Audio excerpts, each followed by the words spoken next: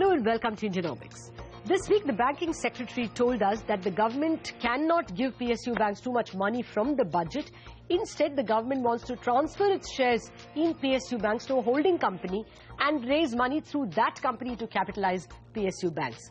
A holding company idea has been in the works even before. The PJ Nayak committee made the same recommendation, but with a vastly different purpose. Not to raise money, but to put some distance between the government as shareholder and the bank boards. On Indianomics today, we check out what is legally possible within the limits of the current laws, how much is the capital needed by public sector banks, and how efficiently will the holding company raise that capital. Finally, can the holding company be established to achieve something more than just raising capital, for instance, improving efficiency and governance? Joining me in this conversation are Dr. K.C. Chakrabarti, former Deputy Governor of the Reserve Bank of India, Madhukar Umarji, partner at Alliance Corporate Lawyers, also an authority on securities transaction laws. He was the Chief Legal Advisor of the Indian Banks Association as well. Suresh Ganapathy, Head of Financial Research at Macquarie Securities, and Harshvardhan, Partner and Head of Financial Services Practice at Bain & Company. He was member of the PJ Nayak Committee. Gentlemen, welcome. This is a star panel I have. Let me start with the numbers man. Suresh Ganapathy, you go first. Tell us first an estimate you have of how much capital public sector banks need this year, the next and the next. Yeah, I mean, we do have a 5-year estimate which is closer to about $40 billion or 2,40,000 crores, kind of an amount which is required. It is difficult to put in an estimate only for a year because you have to understand that the Basel III regulations become more punitive towards the later years of implementation. So nearly 70 to 80% of this 2,40,000 crores would be required in the last 3 years of implementation. But clearly that is the kind of amount that we are looking at, assuming there is going to be a 17 to 18% kind of a loan growth. If loan growth picks up, obviously this 2,40,000 crores has an upward bias. This year, the vote on account has set aside only 11,000 crores.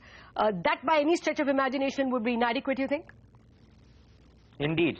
I mean, clearly if you look at it on an average, these PSU banks have to raise closer to about $5 to $6 billion every year. I mean, you can't really wait for the exact moment to happen and then you realize that you don't have money with you. Proper capital planning itself demands that they at least need to raise about closer to $5 to $6 billion alone this year, which is closer to 30,000 crores. So 11,000 crores of capital is very, very inadequate in my view. Mr. Umarji, what do you think will be the most efficient way to do this holding company? In the first place, can this holding company be created within the boundaries of the Bank Nationalisation Act? I'm renaming that act just so that we understand the Banking Acquisition Act, if you please.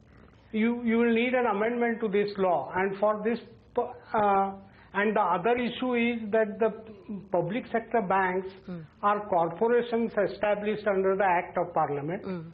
They are not companies. Okay. And company law is not applicable to them.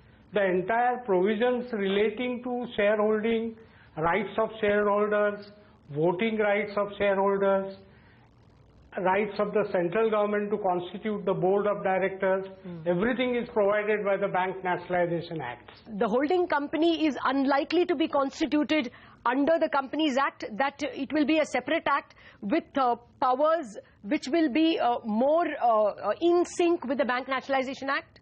That's right. Okay. That it has to be by a separate law, it has to be constituted. Dr. Chakrabarti, what is your sense? If such a holding company is created, what is your best guess as to how it should be constituted? Yeah, Lata, this is little bit confusing because when you talk of holding company structure as a regulatory measure, it is that everything should be, financial business should be under one structure. That is the concept. But here they are different banks. I think this idea was mooted to solve the capital requirement of the banks, and whatever little bit understanding I am having, because the government can have the minimum 1% holding. Now many banks, some banks are having 70%, 75%, some banks are having 58%. So idea was that if government holds the holding company, maybe within the same money today the capital can be better reallocated amongst the banks. This may be one of the reasons. And at that time this was the consequence, and then subsequently if you can raise the money, individual banks raising the capital and then holding company raise the money together. But unless we have details and unless we have, as Umarji is talking about the legal requirements, etc., I don't think these are going to give the long-term solution. You see, look, if government is not having money to fund the public sector bank, holding company structure is not going to serve the purpose for a longer time. It may solve your problem temporarily. Best thing is that why don't you divest in the existing public sector banks and let them go to the market? No, that is a much better proposition. No, that certainly is, Dr. Chakrabarti, but for that, clearly the Bank Nationalization Acts will have to be amended. And at the moment, that conversation is not there in the public space. But assuming that this... I don't think that if Act has to be amended, we will not do the right thing. That is not a very, very constructive approach, if it is necessary. Because as Umarji is saying, even now also you can't do that. You have to amend the Act. Changing the Act is not that big thing. You have to do that if it is necessary in the interest of the survival of the public sector banks. Okay. Then we have to do that. Okay. What all I am trying to say, this holding company structure, bringing all public sector banks together, it may solve the temporary problem. It will not going to solve the long-term capital requirement of this institution. No, I agree with you. But the chances are that because of this holding company, the government may continue to have an indirect 51% stake in the banks, but not direct stake. So to that extent, it has slightly more leeway in terms of raising capital because if it holds 51% in the holding company, it can be considered as having the entire stake in the subsidiary banks as well. That gives it a little more headroom, and therefore it can continue to have a dominant influence without being technically the a 51% shareholder. That seems to be the idea behind this holding company concept. But Suresh, how will such a company actually divest its shareholding? Because it will be owning a whole host of public sector banks. Wouldn't the valuation of this holding company be a problem? Do you see it efficiently raising capital, equity and debt? Lata, it's going to be a big challenge, and in fact I completely agree with Dr. Chakrabarti that this doesn't seem to be a solution at all. And from an investor angle, I mean, if the holding company raises debt and puts in money as equity, that is clearly debt getting disguised as equity, so it is senseless, because at the end of the day the whole leverage of the system doesn't change. Somebody in the system is bearing the cost, which is the government in any way, right? So creating a holding company and making the holding company borrow debt and then infuse it as equity just doesn't make sense. Then secondly, whether the holding company can list and whether there will be an equity appetite. Today, I as an investor would love to buy an SBI because it is better run, or a PNB which is better run or heavily capitalized.